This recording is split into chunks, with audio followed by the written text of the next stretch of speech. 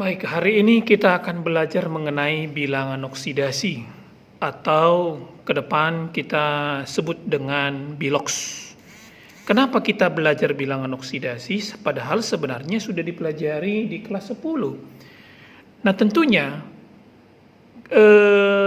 bab kedua setelah sifat koligatif adalah penyetaraan redoks. Termasuk nanti redoks juga ada di dalam elektrokimia.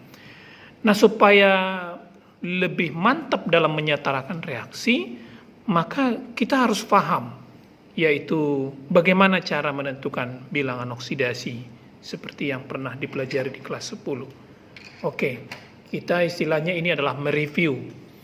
Nah, baik, kalau dikatakan bilangan oksidasi, berarti itu sama artinya dengan jumlah muatan listrik. Di sini ada kata muatan, berarti muatan itu bisa tanda positif dan negatif. Ya, jadi harus ada tandanya. Di mana muatan listrik itu mengalir atau terjadi di dalam satu atom, kemudian satu ion, lalu di dalam satu molekul. Ingat, hanya untuk satu, baik satu atom, satu ion, ataupun dalam satu molekul. Namun di dalam menentukan bilangan oksidasi tentu ada aturan mainnya. Nah, sebenarnya ada banyak aturan mainnya. Oleh karena itu, saya coba rangkum beberapa aturan dasar dalam menentukan bilangan oksidasi. Yang pertama, yaitu untuk atom. Nah, kalau untuk atom, yang pertama yaitu unsur bebas. Kalau unsur bebas, maka bilangan oksidasinya adalah 0. Apa itu unsur bebas? Bebas itu berarti sendirian. Contoh, kalau dia H2 ini namanya bebas. Tetapi kalau dia berikatan dengan O, ini bukan bebas. Ini namanya senyawa. Bebas itu sendiri dan tidak bermuatan. Apakah bentuknya diatomik, N2, F2, H2, atau monoatomik, NaFe, maka ini namanya adalah unsur bebas. Maka biloksnya sama dengan 0. Kemudian yang kedua, yaitu bilangan oksidasi daripada atom H. Bilangan oksidasi H di dalam senyawanya secara umum, saya katakan secara umum ya, adalah sama dengan +1. Tentu hanya satu itu dari mana? Yaitu dilihat dari golongannya. Ingat, H itu golongan 1A, berarti +1. Nah, contohnya yaitu HCl, H2O. Tetapi tentu tidak semua senyawa, kecuali yaitu senyawa hidrida. Apa itu hidrida? Hidrida itu berarti senyawa yang terdiri dari logam dan atom H. Contoh, NaH. Dari mana? Na itu kan golongan 1A, berarti Na+. H itu adalah -1 di dalam hidrida. Sama-sama 1. Berarti ikatan kimianya adalah NaH, disebut dengan natrium hidrida. Aluminium dengan H. Aluminium itu golongan 3A dengan H-1. AlH3 disebut aluminium hidrida. Maka di sini biloks H bukan 1, tetapi -1 karena berikatan dengan logam. Kemudian yang ketiga yaitu bilangan oksidasi daripada atom O. Biloks O dalam senyawa itu diantaranya ada yang -2. Ini yang umum. Ya, kita bicara yang umum dulu nanti. Contoh H2SO4, HNO3. Pokoknya dia mengandung O. Kecuali yang pertama dalam senyawa peroksida. Dalam senyawa peroksida, maka O biloksnya adalah -1. Apa itu senyawa peroksida? Peroksida adalah senyawa yang kelebihan atom O dari senyawa normalnya. Contoh, air rumus kimianya itu adalah H2O. Benar ya? H2O. Berarti O-nya hanya 1. Tetapi ketika dituliskan O-nya lebih dari 1, yaitu H2O2, maka inilah yang disebut dengan peroksida. Ini yang disebut dengan nama hidrogen peroksida. Sama dengan Be dengan O. Berilium itu golongan 2A. Oksigen itu minus 2 biloxnya. Berarti rumus kimia yang benar adalah BO.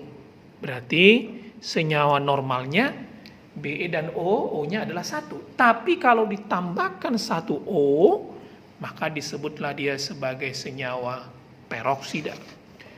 Lalu senyawa superoksida. Superoksida contohnya adalah KO2. Kemudian ada lagi nanti kita temukan senyawa OF2.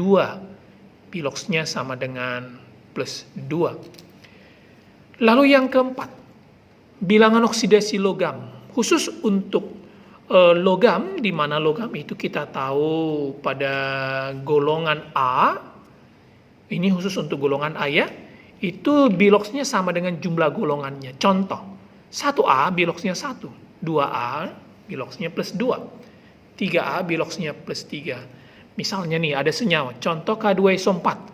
Kalau ditanya, berapakah bilangan oksidasi dari K? Maka jawabannya plus 1. Kenapa? Karena K itu adalah logam golongan 1A. Aluminium karbonat. Berapakah bilangan oksidasi Al? Jawabannya plus 3. Karena aluminium itu golongannya adalah golongan 3A. Nah, itulah untuk bilangan oksidasi logam. Lalu yang kelima, sebenarnya bahwa jumlah golongan 1A, 2A sampai 8A itu menyatakan jumlah bilangan oksidasi yang tertinggi. Ya, jumlah golongan itu sama dengan bilangan oksidasi tertinggi. Nanti kita bahas berikutnya bagaimana konsep penentuan bilox tertinggi pada golongan A dan B. Sambil contoh, kalau 7A, maka biloxnya adalah 7. Kalau 3A, biloxnya adalah 3.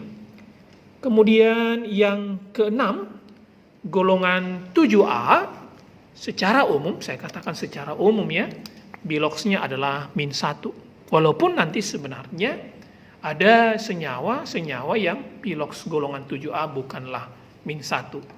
Akan lebih tepatnya ketika kita membahas contoh-contoh soal. Itu yang A. Lalu B, bilangan oksidasi ion, berarti ada muatan. Kalau bilangan oksidasi ion itu sama dengan jumlah muatannya. Artinya berapa muatannya, itulah biloxnya. Contoh, Fe plus 3, berarti bilox Fe-nya adalah plus 3. Atau misalkan S min 2, maka bilox S adalah minus 2. Gitu. Kemudian bagaimana kalau dia polyion, sulfat minus 2? Berapakah bilangan oksidasi sulfatnya? Maka jawabannya adalah minus 2, sesuai dengan jumlah muatannya. Lalu yang terakhir, C, yaitu molekul. Molekul berarti terdiri dari beberapa unsur dan tentu dia tidak memiliki muatan. Total bilangan oksidasi molekul itu sama dengan 0. Ya, contoh kalium bikromat, natrium permanganat. Nah, kemudian sebagai catatan bahwa untuk bilox polyion, seperti dulu kita belajar tata nama, maka biloxnya itu lihat muatannya. Ini penting untuk dihafal. Ada beberapa yang saya tampilkan yang dominan muncul di dalam soal. Kemudian berikutnya, yaitu kamu juga harus memahami bagaimana cara menentukan bilox kalau dilihat daripada jumlah golongan. Karena sebenarnya, seperti yang tertulis di poin kelima ini, bahwa jumlah golongan itu adalah bilox tertinggi. Nah, contoh ya, bilox tertinggi pun berdasarkan golongan. Untuk golongan A, maka jumlah golongan itu adalah menyatakan bilangan oksidasi tertinggi. Namun golongan A itu kan ada dua, ada logam, ada non-logam. Bilox terendah untuk logam itu totalnya sama dengan 0. Logam itu mana aja? Yaitu 1A sampai dengan golongan 3A. Udah? Nah, bagaimana dengan non-logam? Kalau untuk non-logam, maka bilox terendahnya itu dirumuskan dengan bilox tertinggi, yaitu jumlah golongannya atau bilox tertingginya dikurang dengan 8. Oke, yang supaya lebih gampang ini. Lihatlah golongan 6A. 6A, biloks tertingginya adalah 6. Terendahnya adalah minus 2. Sudah? Nah, kenapa di sini O biloksnya minus 2? Kenapa enggak minus 3? Kenapa enggak minus 4? Kan gitu. Ingat O itu adalah golongan 6A. Nah, maka biloks terendahnya adalah 6 dikurang dengan 8. 6A biloks tertingginya adalah 6. Contoh, yaitu SO3. Tentu ada senyawa SO3, bukan? Oke, seperti yang pernah dulu kita pelajari, S-nya 1, O-nya 3, 1 buah O, biloksnya min 2, sama dengan 0. Maka di sini jelas bilangan oksidasi S adalah 6 sebagai biloks tertinggi dari golongan 6A. Salah satu tertinggi dari golongan 6A. Kemudian bagaimana dengan golongan B? Golongan B cara menentukan biloksnya adalah rumusnya U tambah 2, biloks tertingginya. Apa itu U? U itu berarti jumlah elektron tunggal pada suburit D. Ya. Berapa biloks terendahnya? Biloks terendahnya adalah 0 karena dia adalah logam. Ya. Kita akan membahas contoh-contoh soal mengenai biloks sampai dengan ke biloks berdasarkan golongannya yang mungkin ini masih baru bagi kalian. Tentu untuk kelas 12 ini harus dikuasai. Hubungannya nanti adalah untuk menghadapi soal ujian nasional. Oke, mari kita bahas contoh soalnya.